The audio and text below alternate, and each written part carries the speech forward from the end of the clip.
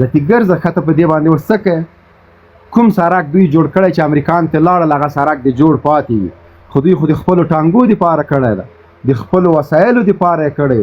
کوم ځای کې دوی موږ ته د برق ډیم جوړ کړی کوم ځای کې دوی موږ ته یوه کارخانه جوړه کړې کوم ځای کې دوی یو تصفیه خانه د تیلو موږ ته جوړه کړې کوم ځای کې په یو معدن کار شروع کړی و خو په دا تریلیونونو ډالر سره راتلل او امریکان او ناټو زموږ خواکوږي او دلته راغلي وو په اسامه پسې اسامه لاړه خبره خلاصه سوه القاعده لاړله تا راوستې وه تا د روسانو په وخت کې حمایه کوه تا سره ملاقاتونه کوه تا شټینګر ورکوه تا روزل او مجرم بیا زه سولم 11 سپتمبر باندې د امریکا په هغه باندې برید کیږي او ته مقصر افغانان بولې ښه افغانانو تیاره جګه کړې وه دا تیاره د افغانستان وه رنوې د افغانستان وه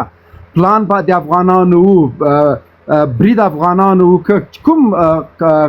کسات د افغانانو چې ولې په سعودي حمله نه کوله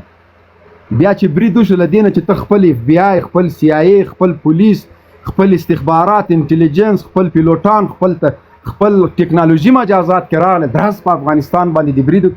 خلک خو واښه نه خوري بیا تروریست شل کاله د جګړه ورسره وکړله که طالب تروریست د راسه 15 کسانو راته کېنه دغه تروریستانو ته تا ولې بیا دا هېواد وسپاره که نه دا د دې هېواد مالکان ول نو تا دلته ځان مالک ولې کوه 34 ولایتونه 34 والیان تا راوستي وو معاونین تا ورته تر ولسوالانو پورې تا مقرر الوزیران ستا و ولسمشر ستا و افغانۍ تا راته چاپ کړه هر څه تا کول بیا دې ولې طالب ته پرېښوده نن ولې پارک کې طالبان غومبر وهي خو د دغه دواړو جواب باید ته ورکړې دا میلیونونه افغانان انسانان دي چې په دغه نامه باندې وژړول بمبار دې وکړه قوم پرستیان دې وکړي د قدرت جزیرې دې جوړ کړي هر ولایت هر والي هر قمندان د په شا ټپول چې دغه د تاسو دښمنان دي هماغه خلک چې تا د طالب په خلاف درولي ټول د لاس تړلي ورته پرېښوده او ته ترې نه لاړې دومره بې غیرتي دومره دوسي دومره موردګوي بیا هماغسې په تیارو کې له تا سره لاړه له تا سره وتښتېده نن دې په واشنګټن کې راته نیغ کوې دلته د جګړې خبرې راته کوي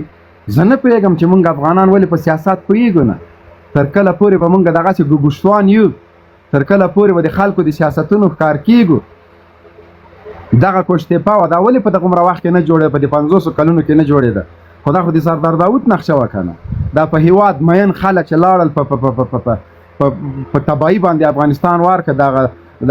دغه موږ چې نن د قحطۍ سره مخ یو موږ چې نن له غربت سره مخ یو خو په میلیونونو هکتاره ځمکه مو شاړه پرته ده دا کوشتېپا به تا جوړه کړې وه مځکې به ابادې شوې وې نن به ولې جوار غوندې شی چې په 300 روپۍ من زه اخلمه نن به ولې په 300 روپۍ ولې به زما بزګر یوازې رومیانو ته ناست ولې به زما بزګر نن د بورې کارخانه زه نه لرم که مې درلودلی نو د ما بزګر به د رومیانو په جای لبلبو کرلی وو کم از کم 3 میاشتې خو یې ساتلی سو د رومیانو په جای د بینډیو په جای به یې ګني کرلی وو دلته به مې په خپله کارخانه کې پروسس کوه هم به مې یو 15,000 کسان په کار شي هم به له بورې نه خودکفا شوی ومه نن که ما د زراعت دپاره کار کړی وای ولې به مې د پنجاب سیلای استعمالول خپلې وریجې به مې درلودلې نن که موږ هېواد ته کار کړی وای موږ کانالونه جوړ کړی وای ولې به د اوبو سطحه نن 200 مترو ته رسېدله د دې په جای باندې چې موږ بزګرانو ته کار وکړو خپل دهقانانو ته کار وکړو د کابل خلک د څکلو دپاره اوبه نه لري تا که کار کړی وای تا که هېواد جوړولی هغه به سرمایه چې په جګړو باندې لګېدله هغه دې په معماري باندې لګولی وای نن به میلیونونه افغانان ولې په اروپا او په امریکا کې مهاجر پراته ول ولې به له هغه جې نه راتلل افغانستان خو د غربت له وجې نه هر څه کېږي د نستۍ له وجې نه کېږي نن که تا تعلیم او تربیې ته کار کړی کم از کم چې جمهوریت رنګ شوی یو 15,000 انجینران او معماران خو به یې دلته په هېواد کې پرېښي وو قسم په خدای فیضان صاحب د هرات د پوهنتون استاد راته وویلې هغه خلک چې د افغانستان دپاره کار کوي هغه خلک چې افغانستان جوړوي هغه استادان چې په پوهنتون کې انسانان روزي د امریکا ویزې ورته راځي او له افغانستان نه یې باسي 200 د پوهنتون استادان یې وویستل ته چې د پوهنتون استادان باسي خو دغه عسکر به د ځان سره ایستلي وو چې 20 کاله د لاس او ګرېوان کړي سره هغه قمندانان چې تا ته جګړه کړو هغه به دې ویستلي وو هغه خو یې تا په درد نه لګېږي د تا جګړه خو د بټنو ده نو ته د مونږ انجینر باسي د مونږ د پوهنتون استاد باسي د مونږ هغه ښاغلي او راغلي خلک چې افغانستان ته یو څه راوړل هغه تا له افغانستان نه وویستل 20 کاله د جګړه م راباندې وکړله و دې م وژله ملک دې م راته وران که د ما هوا او ځمکه دې په زهرو ککړه کړه اخر دغه قدرونه م نه راته پرېږدې